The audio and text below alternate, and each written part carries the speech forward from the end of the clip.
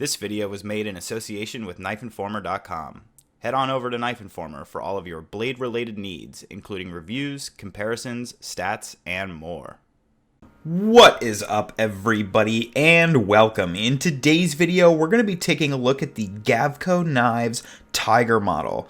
Now, I am just incredibly stoked to be able to bring these knives to you guys. They are on loan from my friend Josh. You can find him at Echo Does Knives on Instagram and also over on Reddit. And the interesting thing that you'll notice right off the bat is that we're not taking a look at just one knife today, or even just two knives like we've done with certain other models in the past.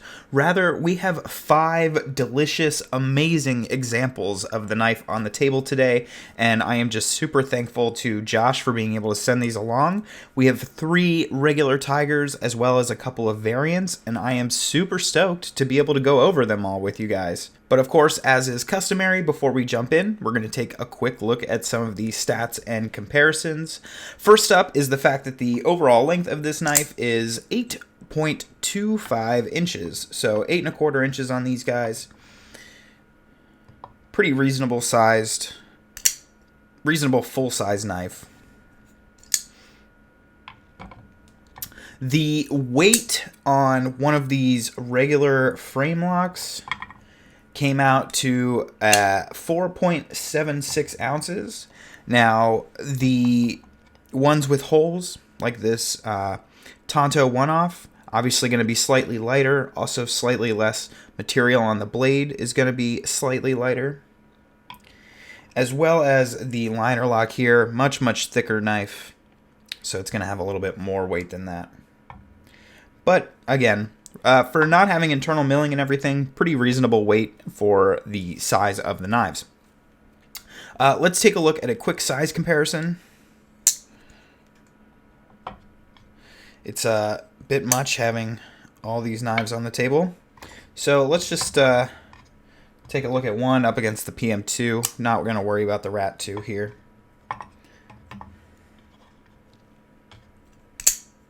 So you can see pretty similarly sized. We're in the same, in the same zone. These are a little bit longer than the PM2, but most of that comes from the blade length. So yeah, that's going to do it for the stats. Let's go ahead and jump into the features and flaws, the first of which we're of course going to do a materials showcase. I'll try to make this somewhat quick, but also give you guys an opportunity to really take a look at all the knives. So let's start with this liner lock. We are looking at this beautiful hand-rubbed vertical satin finish. We have vertical on this primary bevel. We have a horizontal finish along the swedge, and then the hammered finish on the flats. This is probably one of the most attractive blades I've ever seen come from Mike's shop, personally. Of course, we have the carved spine here, but in addition to that, the acid, which is also on the hammered finish, is present. So it kind of flows from hammered to satin to hammered to satin. And the hammered finish does carry over to the flipper tab. Sort of like almost like a Bowie style. He's got very interesting blades. And then if we take a look at this handle, we are looking at Timascus scales over titanium liners.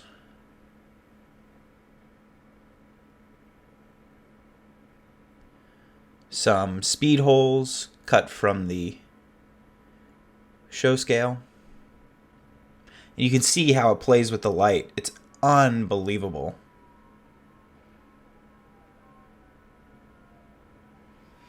We have a gorgeous blue anodized pivot and hardware. And of course a Timascus clip.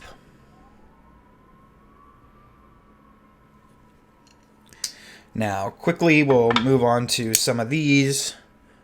Another Timascus show scale. Acid wash finish on the blade here. This is Zircotai, Black Timascus. So there's some zirconium in there. Another carved clip.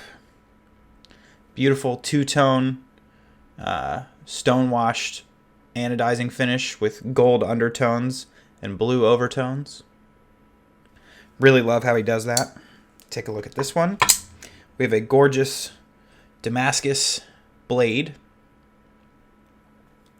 Nice etch. Beautiful, vibrant pivot screws and thumb studs. Some more Damascus.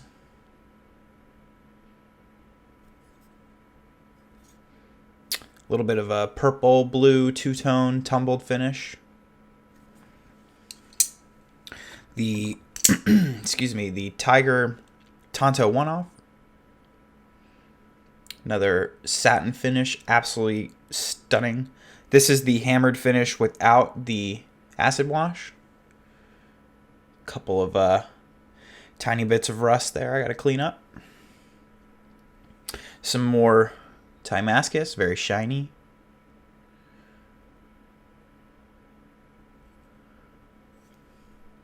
Blue and purple finish again.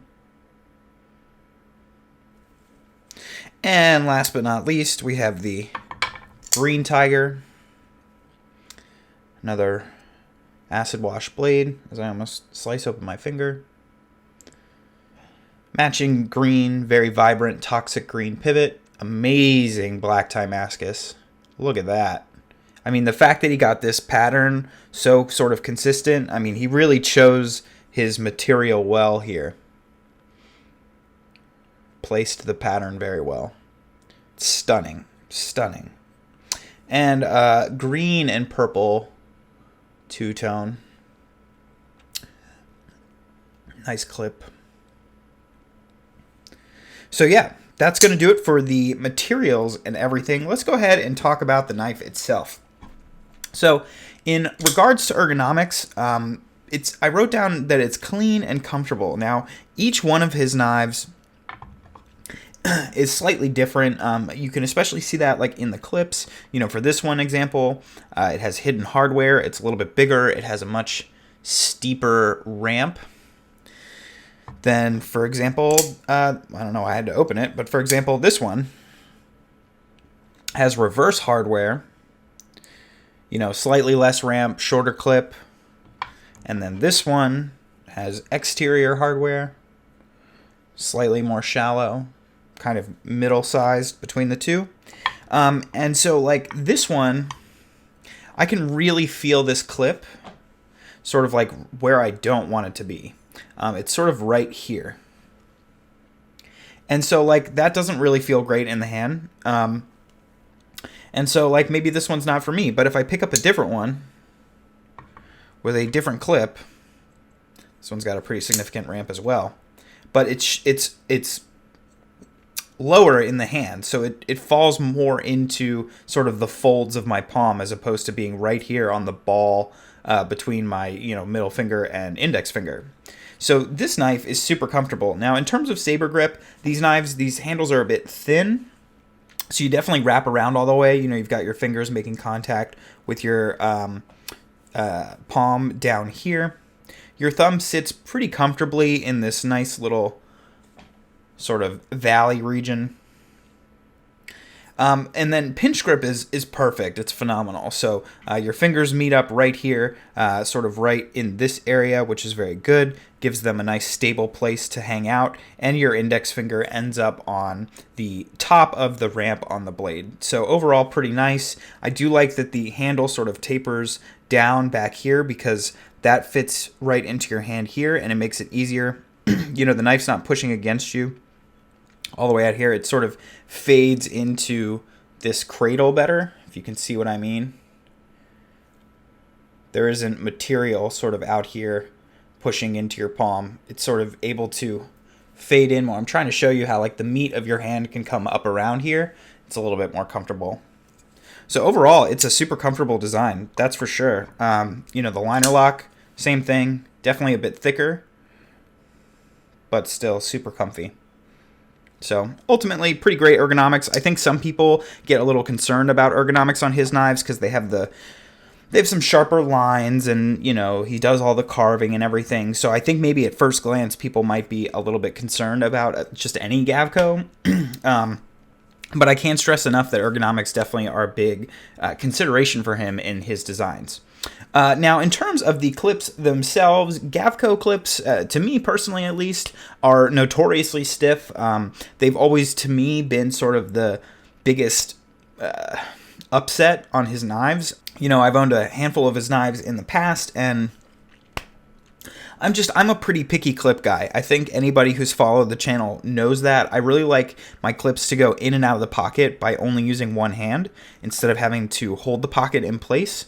These, you have to hold the pocket in place. They're not that bad. They have pretty considerable ramps, you can see. And again, each clip is different, so each clip's going to function slightly differently. He doesn't always leave a ton of space in between the knife and the clip, but it's enough. And so it just depends on the kind of clip that you get from him, whether or not the ramp is significant. But for me personally, I tend to like not as stiff clips. And also like this clip, for example, isn't that stiff. Like, you can see how easy it is with my nail to kind of lift this off the edge of the frame, whereas this one is significantly stiffer. I can't do it without feeling like I'm pulling my nail off my finger. So it really just depends. Like, this one is one that I wouldn't be partial to for a couple different reasons, whereas like the one on the green knife here hasn't really been an issue for me. So it really just depends. Timascus clips and stuff, usually pretty stiff, although I haven't had too much trouble with the Timascus clip here on this JDVD knife. So I don't know. I feel like clips are sort of an area where I'm not always giving every knife a fair shake because I'm very, very picky about clips. So just know that they function very well. If you like a utilitarian clip in the sense that you want a clip that really holds strong and like is really function first, his clips are great. Like, these knives are not going anywhere in your pocket. They are rock solid. But for me, I tend to prefer to let some of that utilitarianness go away if it means that the knife comes in and out of my pocket a little bit easier. So just bear all that in mind. Now, in terms of the action, obviously we have 5 different knives. The actions are going to vary a bit. For anybody who's never gotten to try multiple examples from a maker, you know, go to a knife show or something like that, or go to a dealer or vendor if you live near like a Blade HQ or something.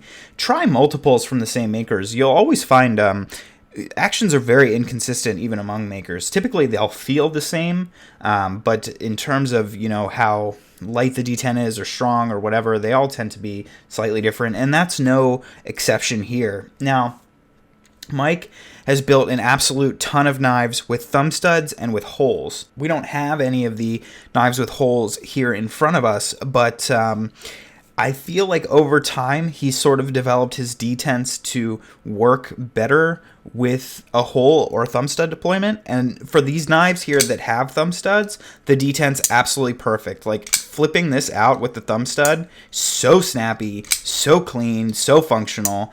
Middle finger flick, I can do it on the backside as well.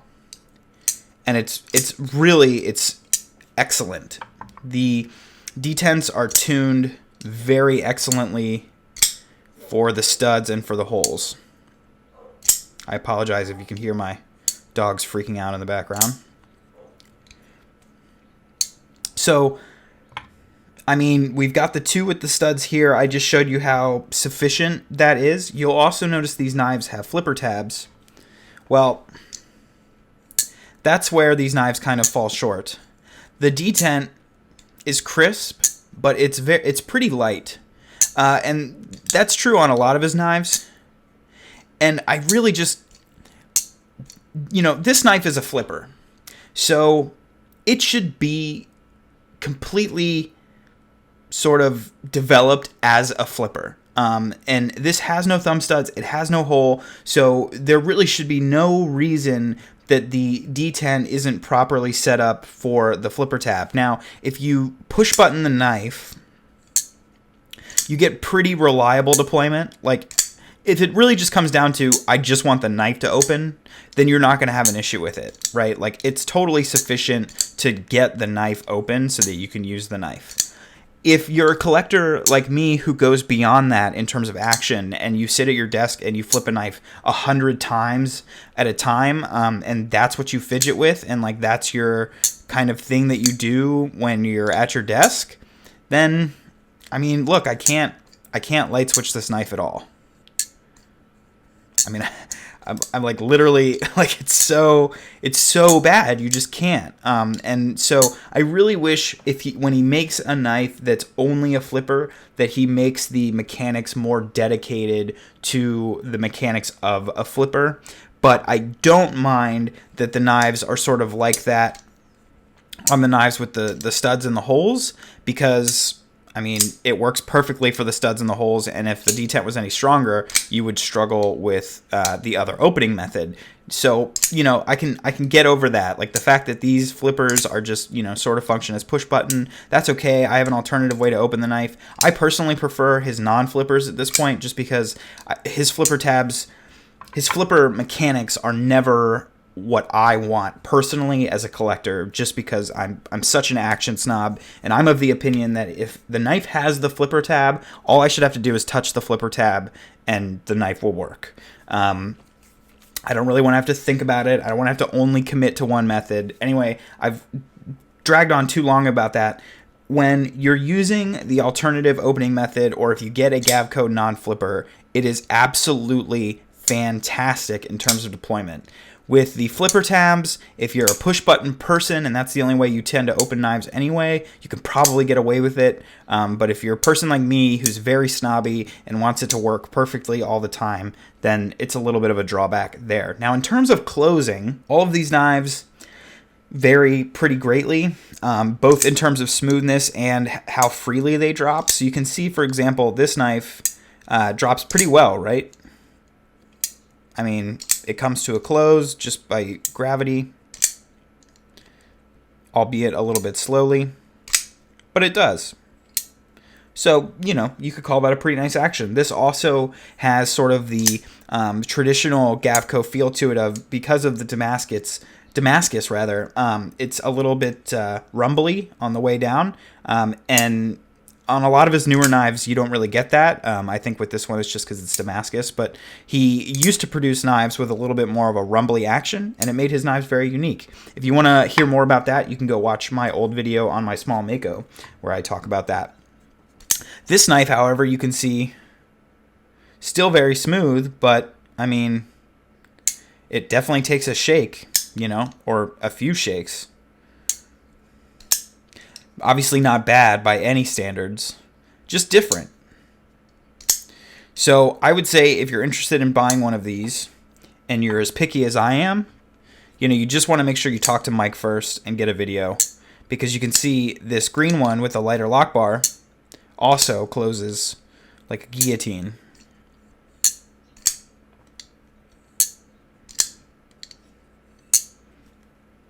And then if we check this one out,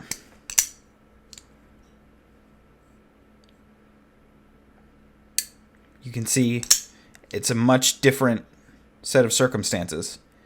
Also, because this has a slightly stronger lock bar, it's the only knife on this table that works well as a light switcher. Like I mentioned before, was a problem on these 4 knives, is actually not a problem on this knife. This knife has pretty excellent light switch deployment, pretty solid detent, but you lose that guillotine drop shutness in exchange. So, definitely something to consider. And if we take a look at the liner lock as well, has probably the worst light switch of all the knives here, and one of the worst dropping actions. It gets a little bit tighter as it comes closer to closing. So you'll see it gets from here to here very cleanly and easily, and then the rest of the way it sort of struggles. So, anyway, that is the action on these knives. A little bit unique, and definitely some considerations to be had. But ultimately, when you're using the non-flipper tab methods of opening, they're some of the most satisfying knives to fidget with really out there. Now onto the blade steel. The 4 knives that you see here are going to be rocking Nitro V. And then we have some acid washes and some hand rub satins that I mentioned earlier. We have the 1 Damascus knife right here. These are Nitro V. The Tiger evolved from prototypes that combined the blade of the spinner model and the handle of the Mako model. So a lot of that spinner blade has still maintained, its general shape, but as the Tiger has been developed, the handle has become a little bit more slender and a little bit different than the Mako. And we also see some differences. We have no hole here on the blades, as well as they feel slightly more slender as well. I could be wrong about that, to be honest, but they do seem a little bit more slender as well. You can see here on this knife, we're looking at a different blade. This knife was sort of sold or marketed to Josh, the owner, as a one-off sort of Tiger Tonto. You can see that among all these handles, this handle is actually slightly different. So in this region on the Tigers, you can see on the spine, you have a curved shape here that leads into a curved shape here that leads into a straight back, but also a curved shape here. Now on this knife, you can see there is no initial curve. It's a straight line all the way down here, another straight line, and another straight line right here as well. So a little bit more slender, some more straight lines, then some curves, and then a completely different blade. Now, this knife ended up evolving into the Goblin model. So if you're interested in a knife that looks like this, you are in luck. Keep an eye out on Mike's Instagram for Goblins for sale.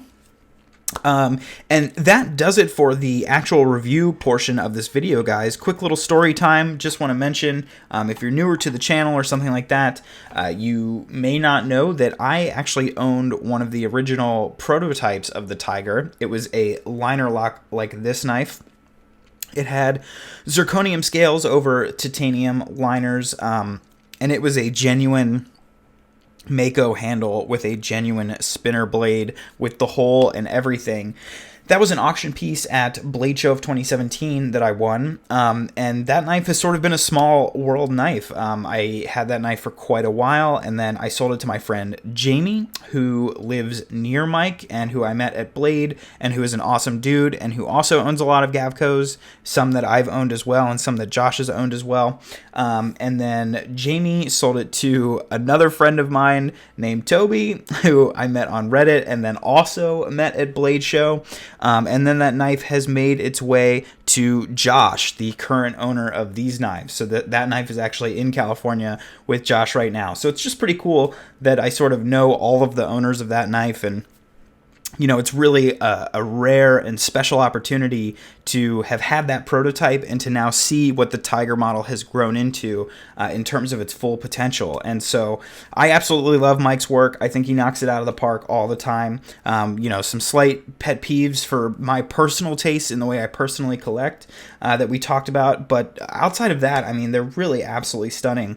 And something else that I want to mention is that you guys will see these Timascus scales are really special, and I've mentioned this in the Gavko Maker Showcase that I made, so definitely go check that out. But what you're looking at here is the result of a combination of an acid etch and a electroanodization or anodizing of the Timascus itself. Now, I haven't gotten Mike to go into much more detail than that with me yet, but it's a pretty unique process, and while there's a couple other makers that have started to do similar things to finishing their Timascus, Mike is certainly the expert in the market right now, and the only one pumping out, a new piece that looks like this pretty much all the time. The only one with good availability on this level of finishing of Timascus. So it is a matte finish. It's absolutely incredible the way it shines. Man, and I'm just in love with it. So thanks so much for watching, guys. That is the Tiger model. Of course, if you'd like to see gorgeous pictures of these knives, you can do so by following me on Instagram at tovarishworks. I also recently sold a poster, 40-inch poster of one of these knives. So if you're interested in owning really a poster of any sweet knife that you would want to send to me, I am happy to work that out for you. Or if you want to buy something that's already made, you can get a poster of one of these sweet knives. Just reach out to me at tovarishworks@gmail.com.